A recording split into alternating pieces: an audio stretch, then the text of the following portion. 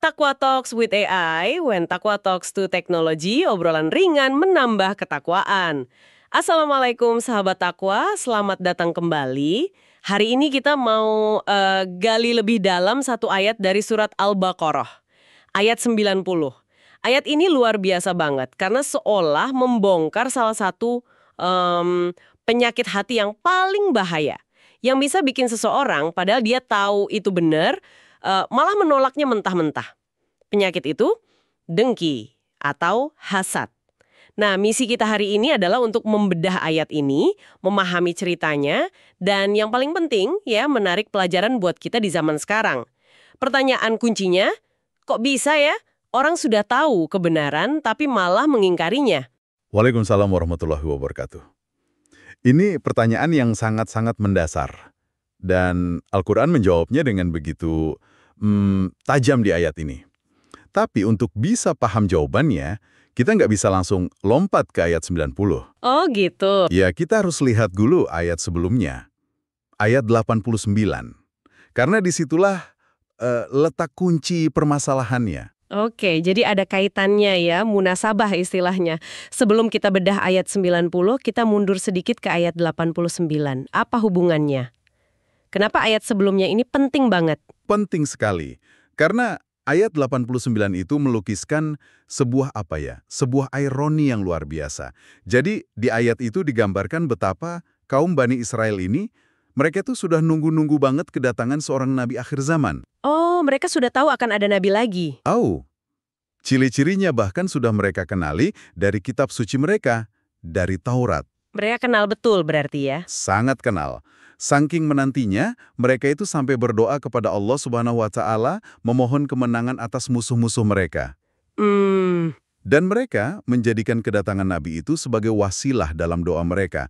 Istilah dalam Al-Quran itu yastaftihun. Wow, jadi mereka bilang, ya Allah menangkan kami dengan perantaraan Nabi yang akan datang nanti. Persis seperti itu. Bayangkan, mereka berdoa mati-matian untuk kedatangan Nabi itu. Tapi begitu orangnya muncul? Nah, itu dia. Begitu Nabi yang mereka kenali cirinya itu datang, yaitu Nabi Muhammad SAW, mereka justru jadi yang pertama menolak. Ini kan aneh sekali. Pasti ada sesuatu yang salah di dalam diri mereka. Ayat 90 ini yang menjawabnya kan? Tepat sekali. Ayat 90 itu seperti jawaban langsung dari langit atas pertanyaan, kenapa bisa begitu? Ayat ini membongkar apa yang terjadi di dalam hati mereka. Alasan psikologis dan spiritual di balik penolakan yang tragis itu. Ini bukan soal ketidaktahuan. Tapi soal penyakit hati. Betul. Ke awal ayat 90. Bi'sa mashtarau bihi anfusahum. Kalau diterjemahkan, artinya seburuk-buruknya apa yang mereka perjualbelikan untuk diri mereka. Ada metafora jual beli di sini. Kedengarannya seperti ada transaksi yang sangat-sangat buruk. Betul sekali. Ini adalah metafora yang dipakai Al-Quran untuk menggambarkan betapa ruginya pilihan mereka. Para ulama menyebut ini transaksi terburuk yang bisa dibayangkan. Mereka seolah menjual jiwa mereka sendiri demi mendapatkan kekafiran. Tunggu sebentar, menjual jiwa? Bukannya kata ishtaro itu secara harfiah artinya membeli? Kenapa diartikan menjual? Nah, ini poin linguistik yang sangat menarik dalam tafsir. Para ahli tafsir seperti Imam Mujahid yang dikutip oleh Imam Al-Qurtubi menjelaskan bahwa dalam konteks ini maknanya justru kebalikannya, yaitu ba'u atau menjual. Mereka menukar sesuatu yang tak ternilai, yaitu iman dan kebahagiaan akhirat, dengan sesuatu yang paling hina dan murah, kekafiran. Jadi seperti menukar berlian dengan debu, benar-benar transaksi paling bodoh yang pernah ada. Persis. Ada juga pandangan menarik dari Imam Fakhruddin Ar-Razi. Oh ya? Beliau bilang, bisa jadi mereka merasa sedang membeli keselamatan dengan amal-amal mereka.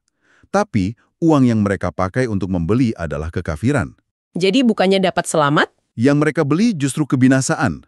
Dua-duanya sama-sama menunjukkan kerugian total. Dan barang yang mereka beli atau tukar itu diperjelas, an yakfuru bima anzalallah, yaitu kekafiran terhadap apa yang Allah turunkan. Nah, setelah itu, Al-Quran langsung menunjuk ke akar masalahnya dalam satu kata, baghiyan. Kata ini sepertinya jadi kuncinya. Apa sebetulnya makna bagian di sini? Secara umum, barian itu artinya melampaui batas, zalim, atau mencari sesuatu yang bukan haknya. Tapi, dalam konteks ayat ini, para ulama tafsir utama sepakat. Walaupun kata bahian bisa punya banyak arti, di sini maknanya mengerucut pada satu hal, hasad. Hasad, dengki, iri hati. Benar. Inilah mesin yang menggerakkan seluruh penolakan mereka. Dengki. Dengki karena apa? Bukannya mereka seharusnya senang Nabi yang ditunggu-tunggu akhirnya datang. Apa yang bikin mereka iri? Inilah inti dari tragedi mereka. Sumber kedengkiannya adalah fanatisme kesukuan dan, kesombongan. Mereka dengki karena karunia kenabian terakhir yang disebut ayat ini sebagai fadl atau karunia Allah yang mereka harapkan turun ke bangsa mereka, Bani Israel, keturunan Nabi Ishak alaihissalam. Ternyata malah turun ke bangsa Arab. Tepat. Kepada Nabi Muhammad SAW, keturunan Nabi Ismail alaihissalam. Jadi ini soal kenapa dia bukan dari golongan kita. Rasa superioritas kelompok yang terluka. Tepat. Ini adalah penolakan yang murni didasari oleh perasaan, kami lebih berhak. Kenapa Allah memberikan karunia ini kepada orang lain? Perasaan inilah yang membutakan mata hati mereka dari kebenaran. Padahal kebenaran itu sebenarnya sudah mereka kenali dengan sangat baik.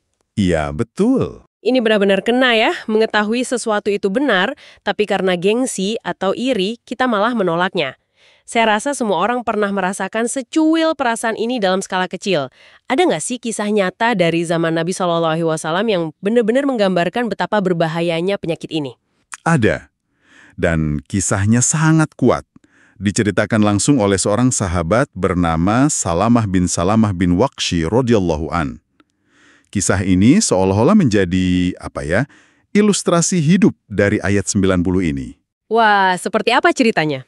Jadi, Salamah bercerita, dulu dia punya tetangga, seorang Yahudi dari kabilah Bani Abdil Ashhal.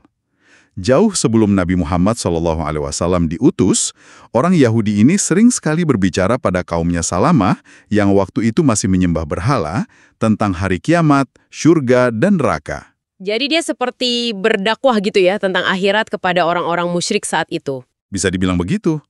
Kaumnya Salamah tentu bingung kan? Terus bertanya, apa tandanya semua itu akan terjadi? Orang Yahudi itu lalu menunjuk ke arah Mekah sambil berkata, seorang nabi akan diutus dari arah sana. Wow. Dia bahkan pernah menunjuk ke arah Salamah yang waktu itu masih kecil dan bilang, kalau anak ini umurnya panjang, dia akan menemuinya. Luar biasa, dia sudah tahu persis dan bahkan sudah kasih bocorannya ke semua orang. Lalu apa yang terjadi? Nah, disinilah puncak tragedinya. Salamah melanjutkan ceritanya. Demi Allah, tak lama berselang, Allah mengutus Rasulnya, Muhammad SAW. Kami pun beriman kepadanya. Dan apa yang terjadi pada tetangganya itu? Dia ikut beriman juga kan harusnya? Justru dia kafir. Dia menolak kenabian Rasulullah. Tidak mungkin. Orang yang sama, yang dulu memberitakan malah menolak. Benar.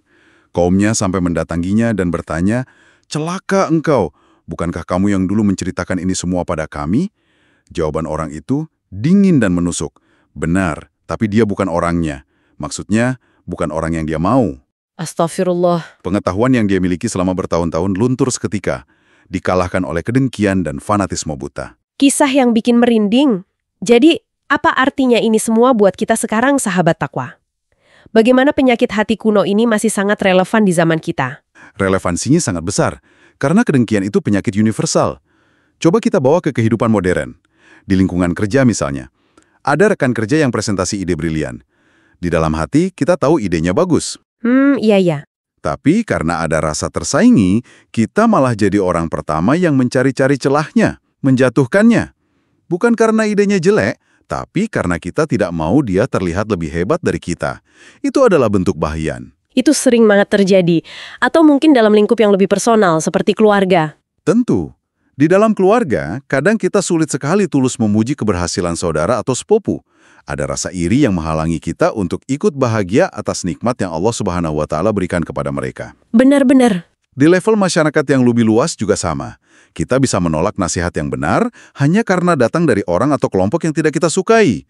Kita sibuk melihat siapa yang bicara, bukan apa yang dibicarakan. Jadi intinya kedengkian itu seperti kacamata hitam yang kita pakai, semua jadi terlihat gelap, objektivitas kita hilang total, perasaan pribadi mengalahkan kemampuan kita menerima kebenaran, persis seperti yang terjadi pada Bani Israel di ayat ini. Tepat. Perasaan iri itu menjadi selubung yang menutupi mata hati kita dari melihat cahaya kebenaran, meskipun buktinya sudah terang benderang di depan mata. Oke, kita lanjut ke bagian akhir ayatnya. Setelah menjelaskan penyebabnya, ayat ini ditutup dengan konsekuensi yang sangat mengerikan. Faba'u bi ghadabin ala ghadab. Artinya, maka mereka kembali dengan kemurkaan di atas kemurkaan. Apa maksudnya murka yang berlapis-lapis ini? Para ulama tafsir memberikan beberapa penjelasan. Ini menunjukkan bahwa dosa mereka itu menumpuk, gitu. Ada yang berpendapat, seperti Asudi, murka pertama itu karena mereka menyembah patung anak sapi di zaman Nabi Musa alaihissalam. Lalu murka kedua ditambah lagi karena mereka mengingkari Nabi Muhammad SAW. Jadi ini seperti akumulasi dosa besar dari generasi ke generasi. Betul. Ada juga yang bilang murka pertama karena mengingkari Nabi Isa alaihissalam, murka kedua karena mengingkari Nabi Muhammad SAW. Tapi Ibnu Ashur memberikan penekanan yang bagus. Poin utamanya bukan hanya soal dua dosa spesifik itu, tapi ini adalah ungkapan yang menunjukkan betapa dahsyatnya kemurkaan Allah Subhanahu wa Ta'ala yang terus bertambah karena penolakan mereka yang juga terus-menerus. Dosa lama belum ditaubati sudah ditambah lagi dengan dosa baru yang sama besarnya. Bahkan lebih besar. Lalu di ujung ayat disebutkan walil kafirina adzabum muhin, dan bagi orang-orang kafir ada azab yang menghinakan. Saya perhatikan Al-Qur'an sering memilih kata sifat untuk azab dengan sangat teliti. Kenapa di sini secara spesifik disebut muhin yang artinya menghinakan? Disinilah letak keindahan dan keadilan balasan dalam Al-Quran. Ini poin yang sering diangkat para mufasir. Coba kita ingat lagi, dari mana dosa mereka ini lahir? Dari kesombongan dan kedengkian. Mereka merasa diri dan kelompoknya lebih mulia. Nah, itu dia. Jadi karena akar dosanya adalah kesombongan, Maka balasan yang paling setimpal adalah azab yang secara spesifik bersifat menghinakan, muhin. Ini adalah keadilan sempurna dari Allah Subhanahu wa Ta'ala.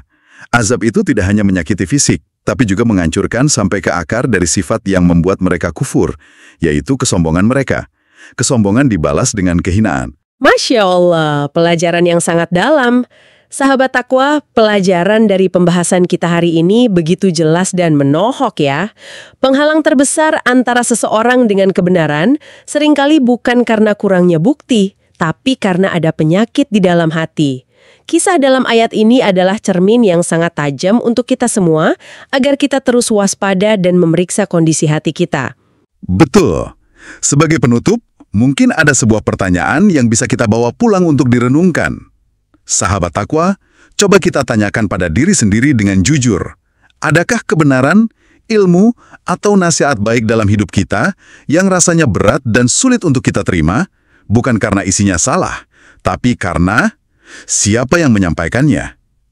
Adakah sedikit saja bagian atau benih-benih kedengkian di hati kita yang menghalangi kita untuk menerima karunia Allah Subhanahu wa Ta'ala, baik itu ilmu, petunjuk, ataupun kebaikan yang diterima orang lain dengan hati yang lapang? Takwa Talks with AI, when Takwa talks to technology. Obrolan ringan menambah ketakwaan.